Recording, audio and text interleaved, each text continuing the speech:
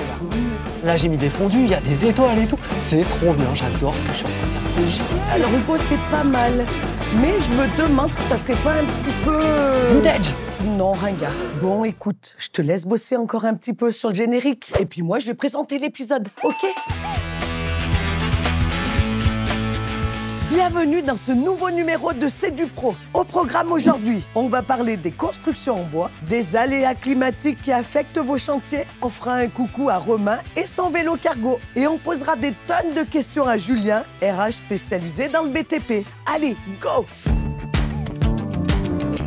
Moi, le bois, je maîtrise rien qu'avec ça. Quelques clous et un petit peu de peinture, je te fais une villa avec 4 chambres et 2 salles de bain. Ouais. En tout cas, les constructions en bois sont des chantiers bien particuliers à gérer. On vous dit tout ce qu'il faut connaître avant de se lancer. Et pour la villa, Charlène, tu nous montres là? Bah écoute, le problème c'est que j'ai pas les bons outils. Puis tu sais, j'ai fait du sport hier, je me suis dégoûté c'est ça. l'épaule. Le bois laisse de moins en moins de marbre les clients. Et les constructions utilisant ce matériau, on le vend en poupe. Écologique, durable et esthétique, la construction en bois a tout pour plaire. Elle représente aujourd'hui plus de 6% du marché du logement et 28% des extensions sur élévation. Le bois, matériau renouvelable par excellence, offre d'excellentes propriétés isolantes et une capacité à stocker le carbone, participant ainsi à la lutte contre le réchauffement climatique. De plus, sa flexibilité et sa rapidité de montage en font un choix idéal pour des projets divers, allant de l'abri de jardin jusqu'à l'immeuble de plusieurs étages. Cependant, la gestion de ces projets requiert une attention spécifique, notamment dans la sélection des matériaux. Choisir le bon type de bois qui soit adapté au climat local est crucial. Sur le bassin d'Arcachon par exemple, c'est le pin maritime qui fait l'unanimité. Sa résine imprégnable le rend idéal pour les traitements contre les insectes et les champignons. La traçabilité du bois et les certifications, comme le FSC ou le PEFC, assurent que le bois provient de forêts gérées de manière durable. Le contrôle de la qualité par le fournisseur, comme l'acheteur, est également fondamental pour garantir la sécurité et la durabilité de la structure. Un montage précis est également capital pour assurer l'efficacité énergétique et la longévité des constructions. La préfabrication des éléments en usine permet une construction plus rapide et plus propre sur site, réduisant ainsi les déchets et les nuisances environnementales. Pour devenir un vrai pro du bois, de nombreuses formations techniques et professionnelles existent. Du CAP jusqu'au Bac+5, de la charpenterie jusqu'à des spécialisations en ingénierie de la construction bois. En définitive, bien que la construction en bois impose une rigueur particulière, elle représente une opportunité formidable pour l'avenir du bâtiment. Il suffit juste de bien plancher sur le sujet avant de se lancer. Quand on est plombier, en général, pour se déplacer, on a sa camionnette avec tous ses outils. Mais Romain, lui, ne jure que par son vélo cargo. J'imagine même pas l'état de ses mollets en fin de journée. Allez, Ansel, on l'appelle tout de suite. Salut Romain, comment ça va? Ah, salut Charlène, ça va et toi? Ça va super. Mais dis donc, t'es parti pour livrer une pizza? Ah non, là je pars pour une intervention de plomberie dans le 20e et je suis un petit peu pressé. On s'appelle là-bas? Allez, je te suis.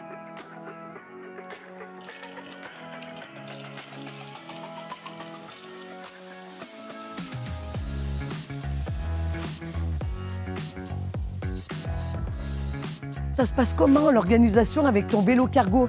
Allez, raconte. Eh ben écoute, ça se passe plutôt bien sur Paris parce que j'arrive à mettre tout le matériel qu'il me faut pour mes interventions. Des outils de base qui ne me quittent jamais comme ma caisse à outils, du silicone, des petits raccords de PVC, tout ça. Et après, je prends du matériel plus spécifique à chaque intervention. Et c'est pas trop lourd? Non, ça va. Alors parfois, on est un peu chargé, mais heureusement, il y a l'assistance électrique qui permet de gravir les collines de Ménilmontant, de Montmartre, de Montparnasse. Ah, tu triches un peu alors.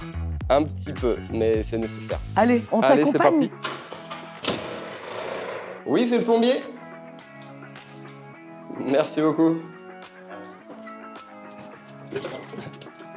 Tu nous racontes un peu ce que tu es en train de faire? Alors là, on est ici aujourd'hui pour remplacer donc ce mitigeur d'évier qui fuit. Le client me fournit le matériel et moi donc je l'installe et je vais devoir du coup faire tout le raccordement en dessous et remplacer donc aussi tout le système de vidage qui lui aussi se met à fuir quand on fait couler l'eau.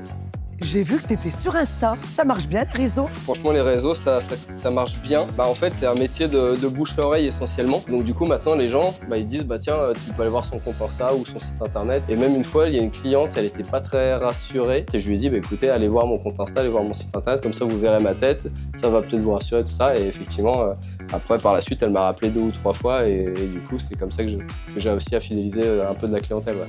C'est quoi le chantier le plus galère que tu aies eu? Il y en a un chantier qui m'a bien stressé, une intervention sur le réducteur de pression qu'il fallait faire. Et au moment de remettre en eau, la vanne générale était très vétuste, elle s'est mise à fuir. Le problème, c'est que si elle cédait, il y avait des litres d'eau qui se déversaient chez la cliente. Donc en urgence, on est allé à la cave, on a coupé l'eau dans tout le bâtiment. Et du coup, j'ai dû remplacer la vanne qui était en train de lâcher, quoi.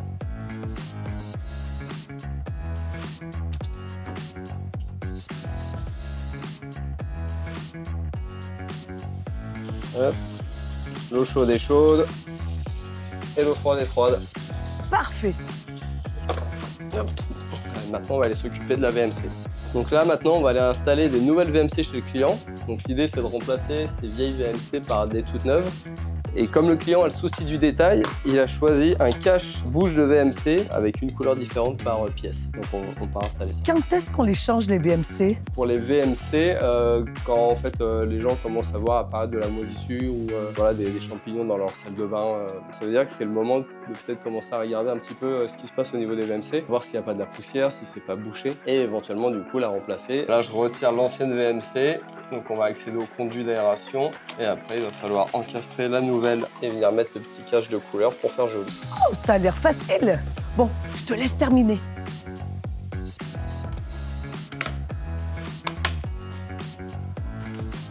Et voilà, intervention terminée, on passe au prochain client. T'as toujours fait ça? Alors non, il y a quelques années, j'étais journaliste et community manager. Et puis j'en ai eu marre d'être derrière l'ordinateur 8 heures par jour pendant 10 ans. L'année où je suis tombé papa d'ailleurs, où ça m'a un peu chamboulé et que je voulais faire quelque chose qui rende fier mes enfants et donc avec moi je peux faire de moi. Je suis allé me former à la plomberie chez les Compagnons du Devoir pour justement faire ce métier, faire essentiellement du dépannage sur Paris et en vélo cargo. Pourquoi le vélo? T'es cycliste? Non, le choix de vélo en fait il s'est fait assez intuitivement. Déjà par conviction écologique pour diminuer mon empreinte carbone de mon activité et aussi d'un point de vue financier et même d'un point de vue pratique. Là regarde, on est garé juste devant chez le client. En vélo en fait je gagne en réactivité et en vitesse entre 2 interventions. Par exemple je peux traverser Paris en 30 minutes. Contrairement à une voiture, j'ai pas d'essence à payer, j'ai pas de place de stationnement à payer. L'assurance elle est minime donc financièrement parlant c'était plus intéressant aussi. À ce que je vois, tout roule pour toi. Ouais, tout roule. Allez, merci Romain, on se rappelle bientôt. Au revoir. Avec plaisir, à bientôt.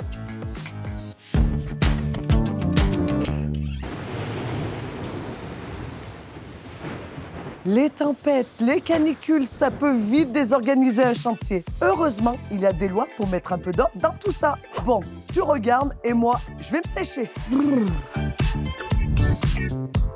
Pluie, neige, canicule. Mère Nature a souvent son mot à dire dans l'avancement de vos travaux. Mais pas de panique, la loi prévoit des dispositions pour ces imprévus. Tout d'abord, il est essentiel de comprendre que certaines conditions météorologiques extrêmes peuvent légitimement retarder les travaux. Selon le Code du travail et les contrats de construction, ces retards peuvent être considérés comme des cas de force majeure. En pratique, cela signifie que vous pourriez ne pas être tenu responsable pour les délais causés par des conditions climatiques défavorables si elles sont vraiment exceptionnelles et imprévisibles. Au niveau des contrats, il est crucial d'inclure des clauses météorologiques spécifiques. Ces clauses définissent les types de conditions météorologiques qui justifient un retard et précisent les procédures à suivre lorsque ces conditions se présentent. Cela inclut souvent la notification du client ou du maître d'œuvre dans un délai spécifié avec des preuves à l'appui comme des rapports météorologiques.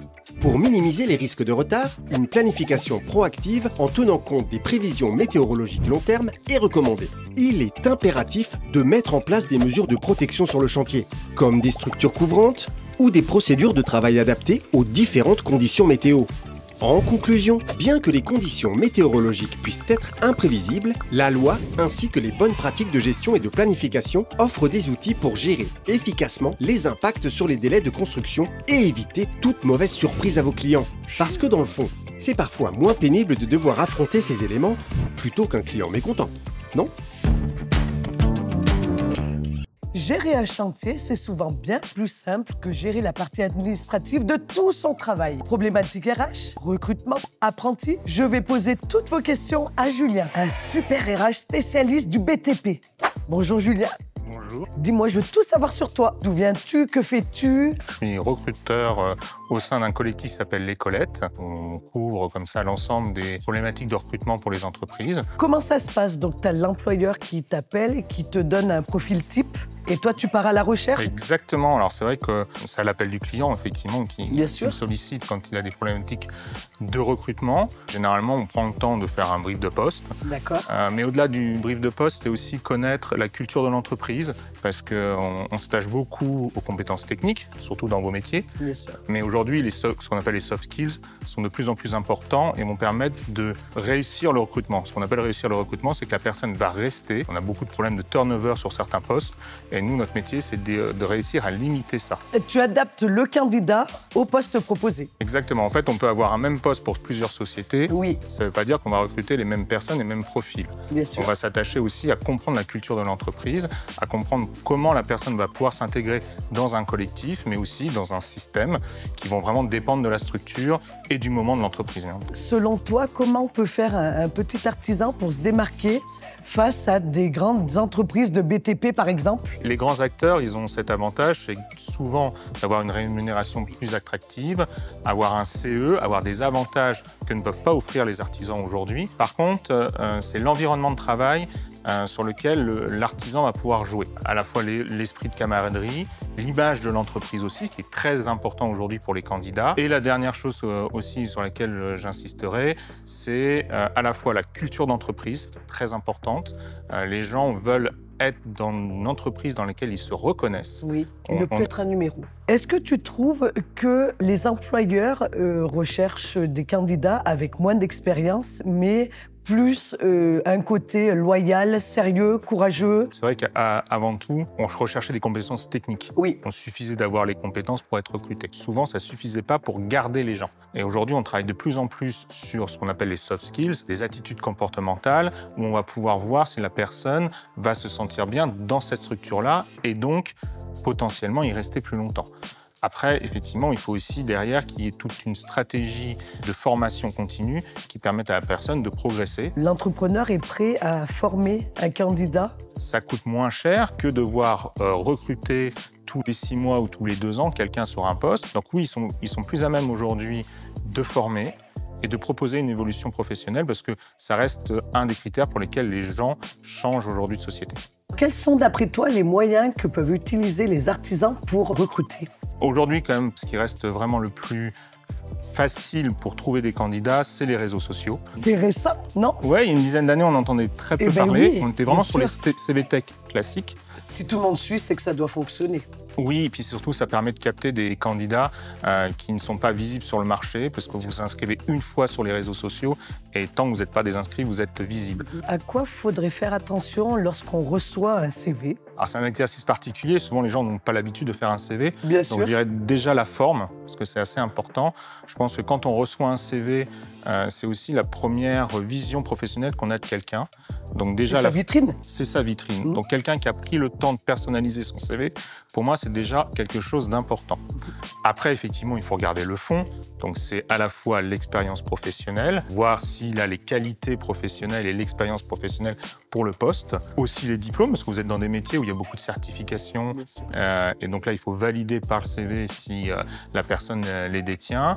Et je dirais la dernière chose, c'est un petit peu le fil rouge de la carrière de la personne, essayer de voir pourquoi il aurait changé, et c'est déjà avoir les questions qui vont être posées lors de l'entretien. À quoi sont sensibles les candidats aujourd'hui quand ils recherchent un poste? Je dirais à l'adéquation entre leur vie personnelle et leur vie professionnelle. Le Covid a amené des questions qui, jusqu'à maintenant, n'avaient pas lieu. La flexibilité, le télétravail, les horaires de travail. Et côté entrepreneur, comment c'est pris?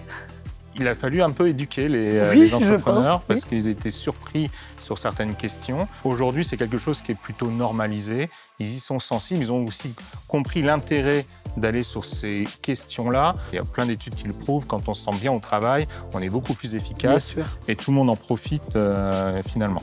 Et j'ai tendance à dire que maintenant, l'entreprise doit se vendre auprès de ses futurs salariés, alors qu'avant, c'était l'inverse. Exactement. C'est pas rare que, au final, c'est le candidat qui dise non. Pour l'entreprise, des fois, c'est un peu mal vécu, mais ça permet de s'interroger sur certains points et de retravailler la marque employeur, la culture de l'entreprise et le discours qui est tenu. C'est pas mal. C'est pas mal des deux côtés. Voilà. Eh bien, écoute, merci beaucoup d'avoir répondu à mes interrogations.